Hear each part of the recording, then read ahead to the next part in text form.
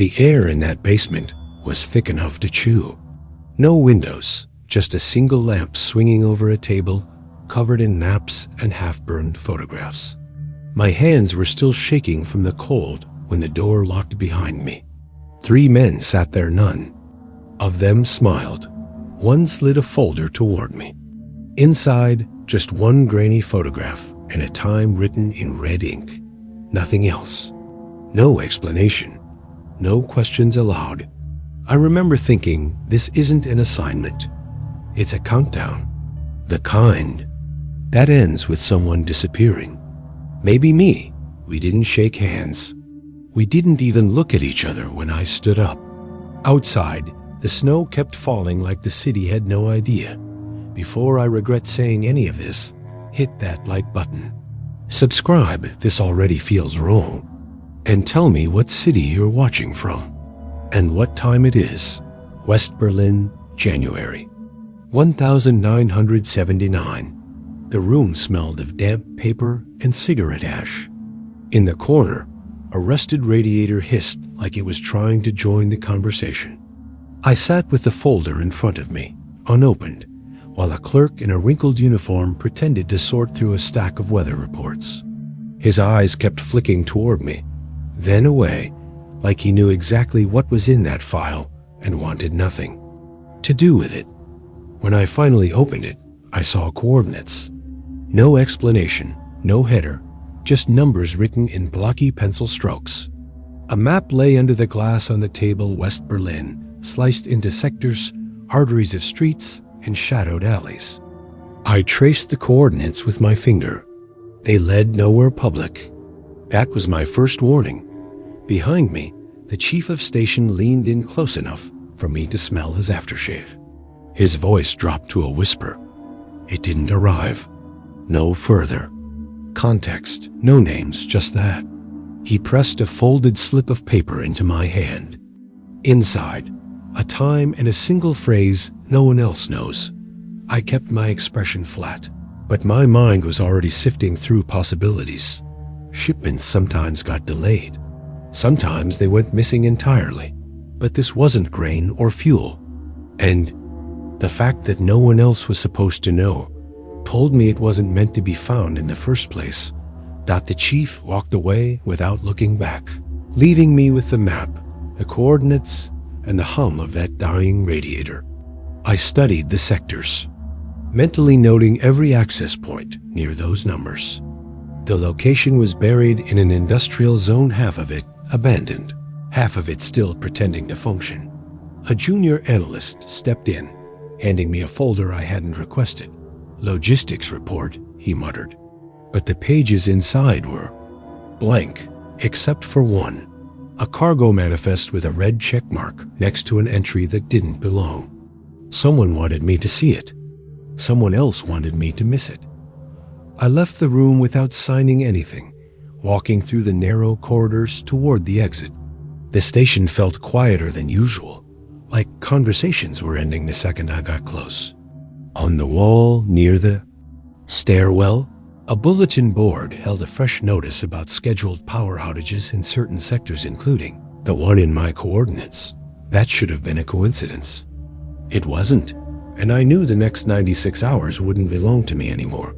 The first night, the city felt hollow. Streetlights cut through the falling snow, but the air carried that uneasy stillness you only get when too many doors are locked. From the inside, I walked with my collar up, passing shuttered shops and tram stops dusted in white, heading toward the sector marked on the coordinates. Every few blocks, a patrol truck rolled by, never stopping, never looking my way. Too smooth. By dawn, I'd mapped the surface routes. They were useless. Whatever I was looking for wasn't meant to be seen above ground. Berlin's underbelly was a different world. Sealed metro stations left to rot since the war. Tunnels, converted into storage or simply forgotten. Those were the places where things could hide or be hidden. At an access hatch behind a gutted warehouse, I swiped my forged clearance badge and descended into stale air. The beam of my flashlight caught layers of peeling posters, ration notices, graffiti in 3 languages. My boots crunched over broken glass. Somewhere in the dark, water dripped in a slow, deliberate rhythm. I followed the old freight line east, moving through echoing chambers where the sound of my steps bounced back too quickly, like the walls were closer than they looked. At one point, I thought I heard a second set of footsteps. I stopped. Silence, then a faint clink of metal on stone. I didn't call out. I kept moving, slower this time. By the second day, exhaustion set in.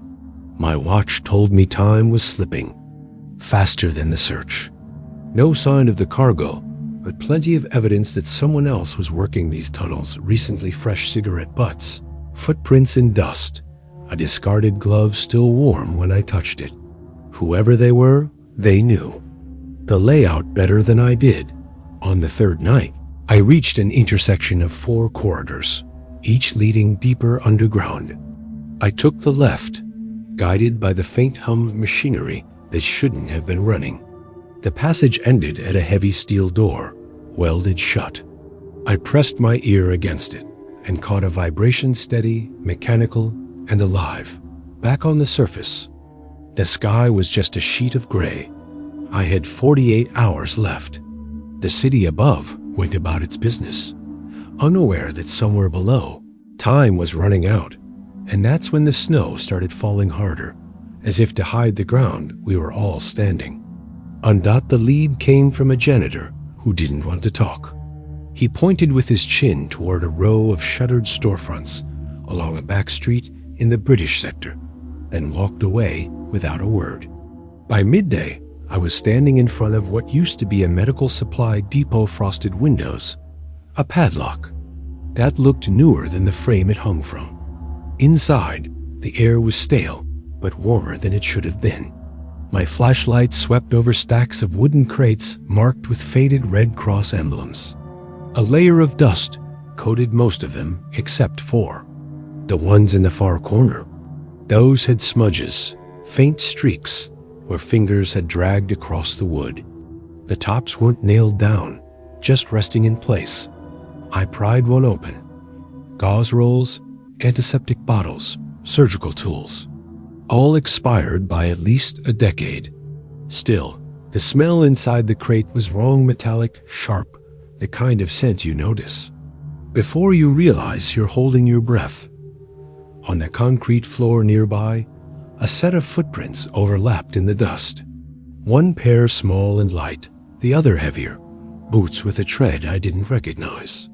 Both led toward a back stairwell that dropped into darkness. Down there, the air shifted. It moved not from wind, but like the whole basement exhaled. Pipes lined the walls, some warm to the touch, others dripping. I found more crates, their lids half closed as if abandoned in a hurry. Inside, nothing but packing straw, still indented where something heavy had rested. In the corner, an old wheeled stretcher sat beneath a tarp. Pulling it back revealed rusted frame rails and fresh scuff marks on the floor, leading to a wall with mismatched paint. I tapped it. Hollow. Behind me, a sound soft, deliberate, like cloth brushing against stone. I turned, but the room was empty. Still, the smell lingered, and the sense that someone else had been breathing that air with me just moments ago wouldn't leave. It wasn't the place, but it was close enough to know whoever moved through here was carrying something they couldn't afford to drop, and they were still ahead of me. The fog rolled in thick that morning, clinging low between the buildings, swallowing the streetlights whole. I took the long way through the Tiergarten, keeping to the paths where the gravel muted. My steps. Halfway across, a figure emerged from the mist hall, overcoat buttoned to the neck, scarf pulled too high to see his mouth.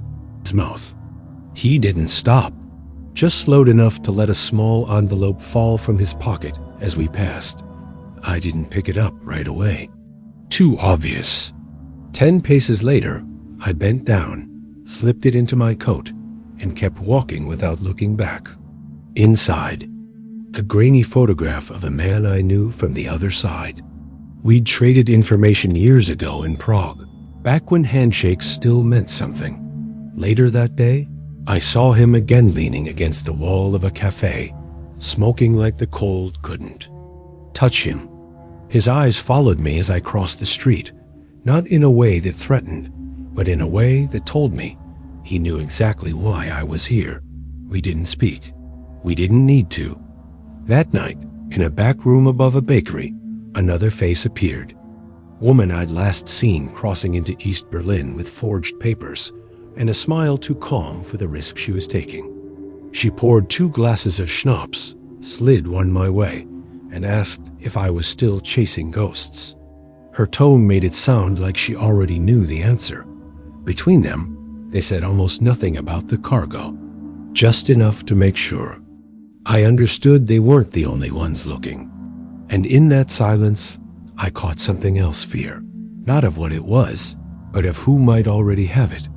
When I left, the fog had thickened. Shadows moved inside it, slow and deliberate, like the city itself was holding its breath. Whoever I was up against, they weren't strangers anymore. The factory looked alive from the outside machinery noise, lights in the windows, a guard at the gate stamping his boots against the cold. But once I was inside, the sound thinned out, replaced by the echo of my own steps along concrete corridors that hadn't seen real work in years. The machines on the main floor were running, but only just belts moving without product. Gears turning for the sake of appearances.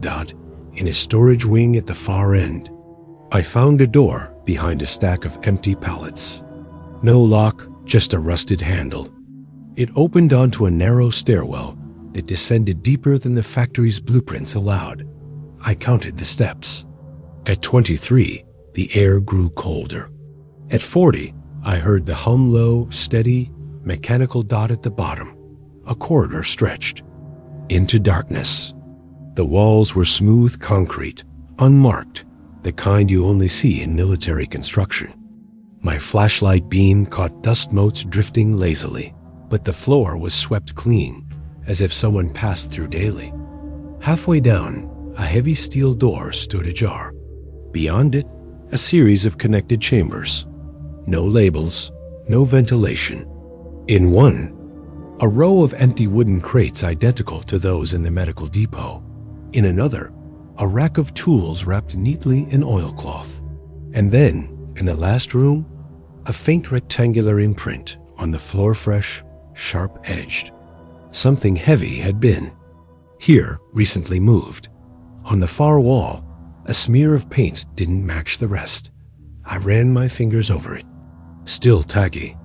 Behind me, the hum deepened, like machinery waking up somewhere unseen. It wasn't in these rooms anymore. But whatever had been stored here, it hadn't traveled far. And now I knew I was walking just a few steps behind it. From the street, the embassy looked like every other block of polished stone and guarded doors in the diplomatic quarter. Flags hung stiff in the winter air, lights glowing behind drawn curtains. But the thing about embassies, at least the ones that matter, is they have rhythms. This one didn't. No morning lull, no quiet after midnight. Cars came and went at every hour, some with plates, some without. I watched from a cafe across the street, nursing the same cup of bitter coffee for 2 hours. The guards out front didn't rotate like they should have. One of them kept scanning the rooftops instead of the street. The other's hands trembled when he lit a cigarette. Near dusk, a black sedan pulled up to the side entrance. No plates. 2 men got out, carrying nothing in, but leaving with a sealed metal case the size of a toolbox. They moved like they'd rehearsed it, straight into the back seat. Door shut, gone before the taillights hit the curb. Inside the embassy, through a crack in the blinds, I caught movement. 3 figures in dark suits, standing too close around. A desk. One of them lifted a phone, spoke quickly, then hung up without dialing. I shifted my position twice that night, circling the block, watching for patterns that never came. Around midnight, A delivery truck backed up to the loading bay. No embassy takes deliveries at that hour. The driver wore no uniform, and when the bay door rolled up, I saw a dim corridor behind it, long, narrow, lined with bare bulbs. The truck left empty. The bay door closed, but the lights in that corridor stayed on, like they were waiting for something or someone to come back. The cafe sat at the edge of the Tiergarten, its windows fogged from the heat inside and the winter air pressing against them. I chose a table near the back, my chair angled so I could see the door without staring at it. The waiter brought me black coffee without asking habit from too many visits here over the years. 15 minutes in, he arrived. Not late, not early precisely. On time, the way only people with training manage. Overcoat dark and heavy, gloves still on as he sat down. His hair was cut in that overly neat style, favored by bureaucrats trying to pass for civilians. He smiled like we were old friends, but his eyes scanned the room once, quickly, cataloging faces. He ordered in German, the kind of German you hear in language schools. Perfect structure, deliberate rhythm, but just wrong enough for anyone fluent to notice. My grandmother would have heard it instantly. This was a man who'd been taught to sound local, but hadn't lived here long enough to make the vowels lazy. We spoke in low tones, nothing remarkable to anyone listening. Weather, the cost of bread, a passing remark about the snow piling too quickly this year. But beneath each sentence was something else, a cadence, a pattern, the emphasis on words that meant nothing to the conversation, but everything to the message. Between sips of coffee, he told me about a shipment delayed at the rail yard, how certain packages had been moved to a safer warehouse until the weather cleared. Every term was wrapped in quotation marks I could hear, but no one else could. I leaned back, watching the steam curl from my cup. And the warehouse? I asked, keeping my voice flat. His answer was a shrug. Guarded. Temporarily inaccessible. Then, as if by accident, he dropped a matchbook on the table, the logo of a bar near the river printed on its cover. He didn't look at it. Neither did I. The conversation drifted to meaningless pleasantries. He commented on the pastries he'd never eat, on the Christmas market being smaller than usual this year. I asked if he planned to stay in Berlin long. Long enough, he said, with the faintest twitch at the corner of his mouth. When he left, it was as precise as his arrival. Chair pushed in, gloves pulled tight, the same deliberate step toward the door. I waited 3 minutes before picking up the matchbook. Inside, scrawled in pencil, was a time 2:45 and 3 letters. NWG, I knew the bar. I knew it had a back room, and I knew that whatever was waiting, there wasn't beer and company. That night, I approached from the alley, not the street. The back door was locked, but the windows above were dark, their curtains drawn. Inside, the smell hit first cold metal oil, something faintly chemical. The room was nearly empty, except for a single table in the center, and on it, a blueprint rolled halfway open. Not a building, not a street map. Something older, lines. Faded but still legible. Underground service tunnels, marked with red grease pencil. One route circled 3 times. Footsteps creaked above me. I rolled the blueprint shut, sliding it under my coat just as the back door rattled. I stepped into the shadow beside the shelf, holding my breath. The door opened, and 2 men entered, speaking in that same precise, not quite local German. They didn't see me. They didn't expect anyone to be here. One carried a small metal case identical to the one I'd seen leaving the embassy. He set it on the table, undid the clasps, and pulled out a device no bigger than a shoebox, wrapped in layers of fabric. I didn't stay to see the rest. I slipped out through the alley, the blueprint pressed against my ribs, the image of that case burned into my mind, and as I reached the street, the church bell struck 3 times too late for coincidence. Too early for comfort. The order looked real enough to anyone glancing at it. Cream-colored paper. Official letterhead. A familiar. Signature in blue ink. Maintenance authorization. It read, stamped with a date and an approval code that didn't exist anywhere outside my typewriter. The embassy seal in the corner was the only part that wasn't forged. That came from a stolen stack of stationery, locked in a file room 2 streets over. I folded the document into my breast pocket and picked up the prop. A dented metal toolbox heavy enough to pass for the real thing. Inside, it was lined with foam cut to fit the shapes of my actual tool's radiation. Detector, spectrometer, compact camera, Geiger counter, a set of wrenches to make the disguise believable. The weight was just right. The embassy gate guard barely glanced at me. He looked cold and tired, more interested in his cigarette than my papers. I handed him the order without a word. He read the header, nodded, and waved me through. Inside, the courtyard, 2 men in plain suits watched from the steps. Their eyes lingered on the box in my hand, then slid away as if whatever they suspected, they'd rather not confirm. I made my way to the service entrance, where the air smelled faintly of oil and disinfectant. A staff member led me down a narrow hall lined with doors marked in neat Cyrillic script. At the end, a locked panel waited my supposed repair target. "Breaker malfunction," I said in clumsy German. He nodded, unlocking it for me before walking off without a second glance. The panel concealed more than wiring. Behind it was a thin metal door flush with the wall. No knob, just a recessed latch. It opened into a low, dim corridor lit by a string of bare bulbs. The air was cooler here, carrying the muffled hum of something mechanical deeper in. I walked slowly, toolbox steady in my grip, every step echoing off the narrow walls. The corridor led to a staircase spiraling down the concrete, worn smooth from decades of use. At the bottom, I found a row of rooms unmarked, all locked except one. Inside, shelves held crates identical to the ones from the medical depot and the factory basement. Some were empty, others sealed with fresh nails. From one corner came the faint tick-tick of my detector.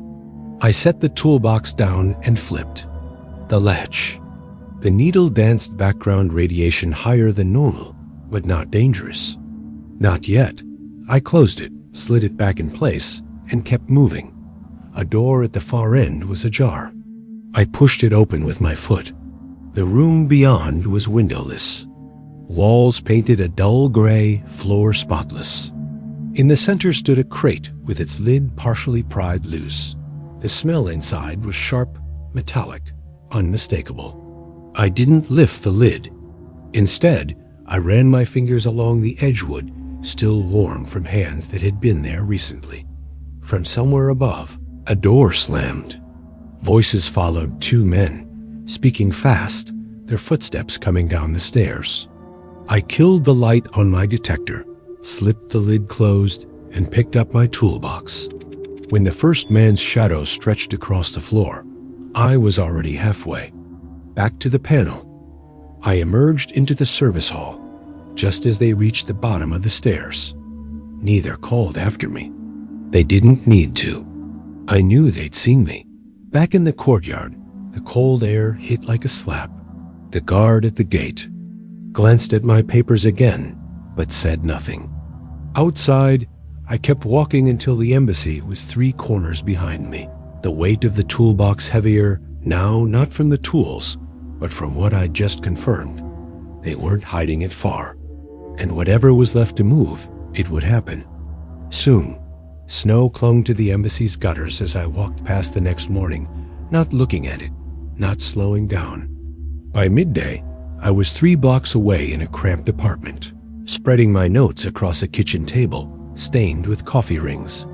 The blueprint from the bar, the coordinates from the map room, the layout I'd memorized. Inside the embassy, they all converged on one spot. A storage facility listed as a government archive, though no one I knew had ever set foot inside.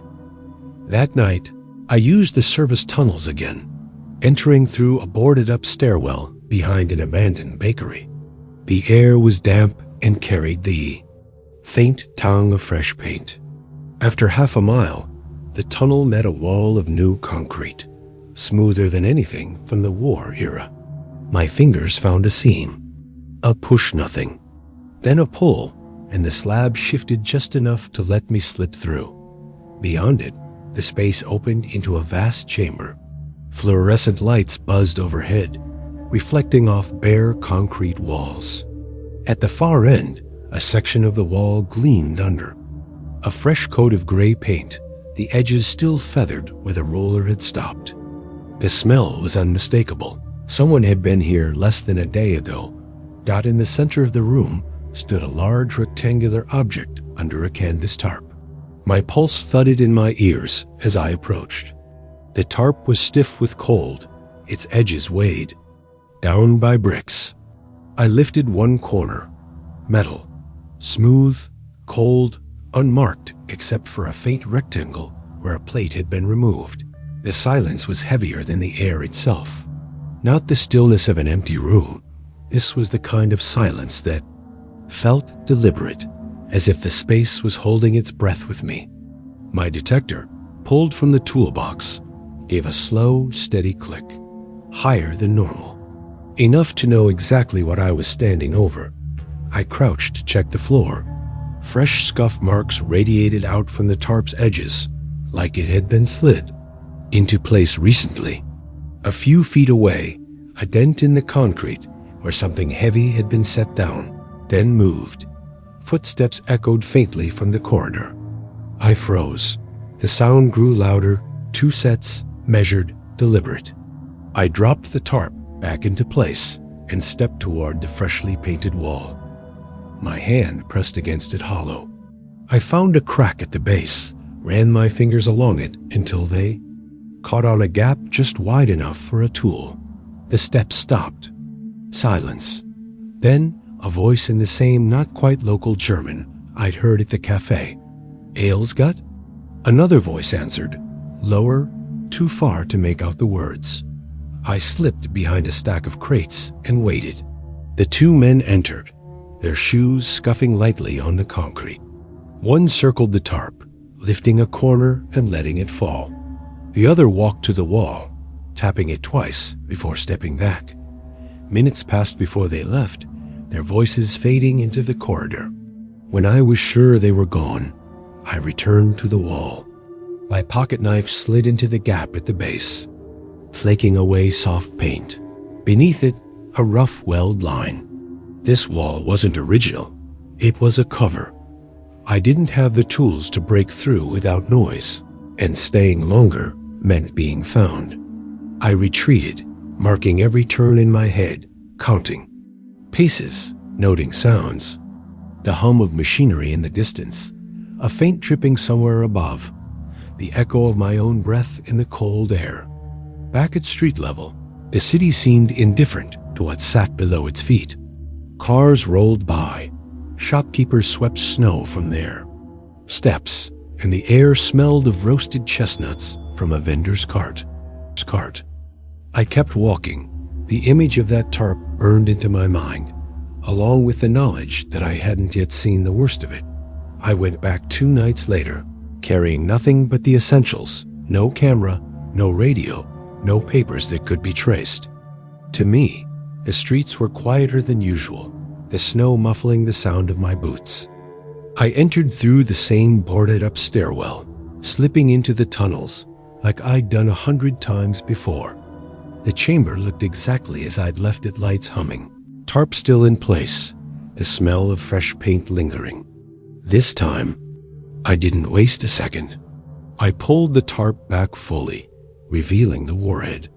It was intact, the metal surface catching the light in a dull, almost reluctant gleam. I ran my hand along the casing, expecting nothing more than cold steel. Instead, my fingers caught on a series of shallow marks, almost invisible unless you were looking for them. Tilting my flashlight just right, I saw it.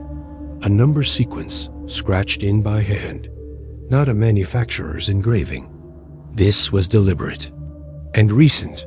I recognized the sequence immediately. It matched the personal encryption code of a high-ranking officer in our own chain of command. A man I'd served under, trusted in the field, vouched for without hesitation. My stomach nodded. If he'd been here, it wasn't by accident. I traced the marks again, slower this time, as if they might rearrange themselves into something else, but there was no mistake. Whoever placed this warhead here wanted me, specifically, to find this code. The question was why. Behind me, the sound of a door closing echoed through the chamber. I froze, listening. The steps were slow, measured, not in a hurry. I slipped around the side of the tarp, keeping it between me and the entrance. The footsteps stopped. Silence. Then a faint metallic sound, like a key turning in a lock. I waited. Nothing. No footsteps leaving, no voices. Just the hum of the lights and the faint tick of my detector.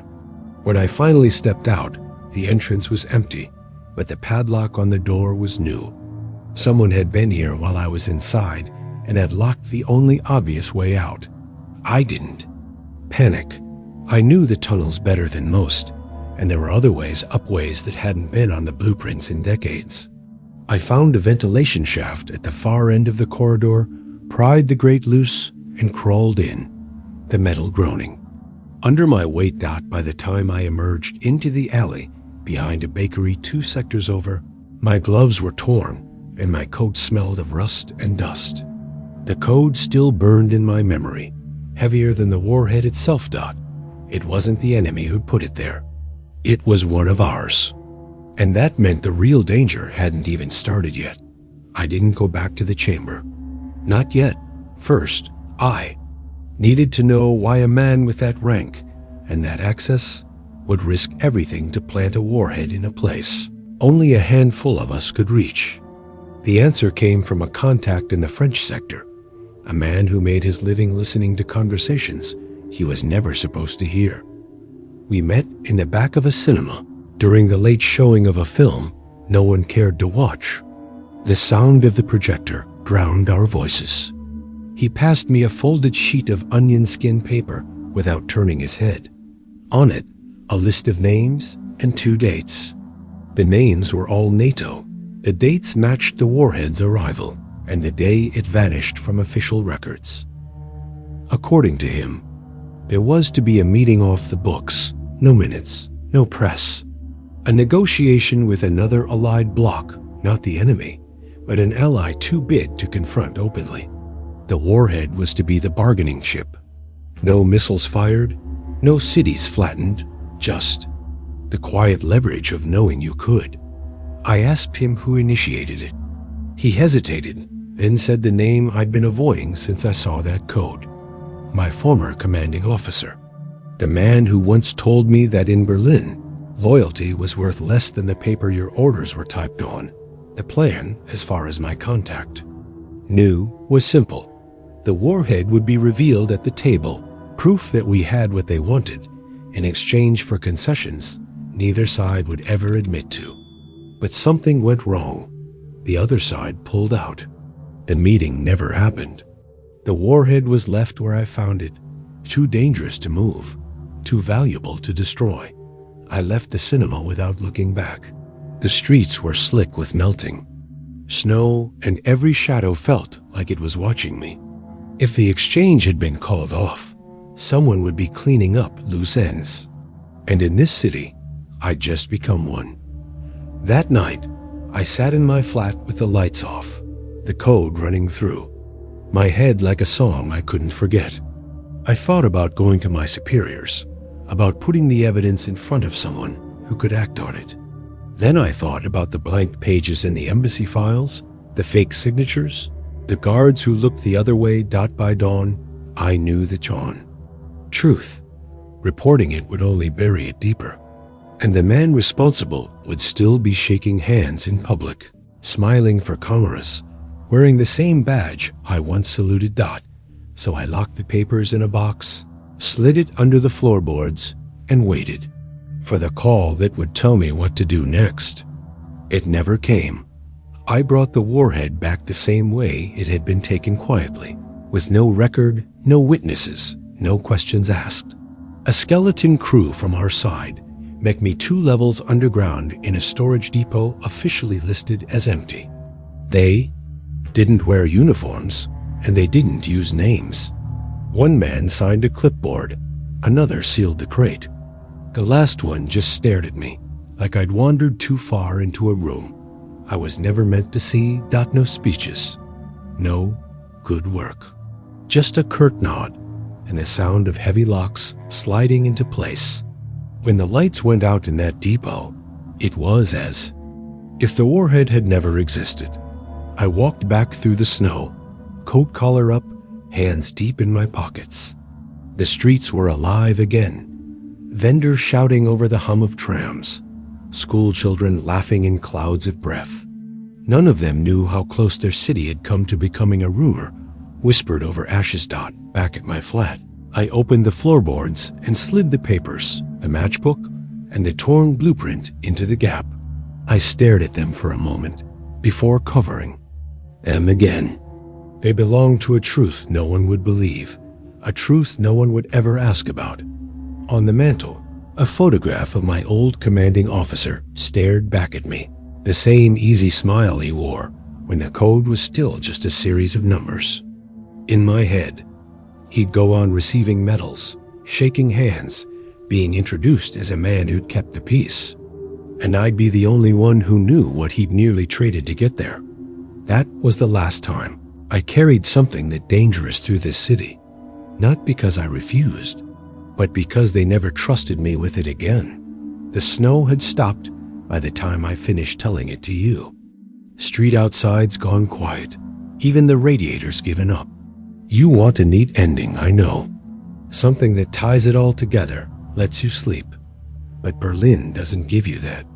It leaves you with rooms you never entered, faces you never saw again, and questions no one sane would ask twice. I still pass that embassy sometimes, when I'm in the right part of the city. Looks smaller now. The guards are different. The windows are clean. If you didn't know, you'd never guess what sat in its shadow, waiting for a meeting that never came. I keep the matchbook, not as proof. There's no one left worth proving. It too, just as a reminder that the most dangerous things in this business aren't the ones that explode. They're the ones you put back and pretend you never touched. If you made it this far, maybe you were meant to hear this. Subscribe if you want to know what else never made it to the files. And tell me in the comments, did you already know about any of this? Or did I just ruin your sleep?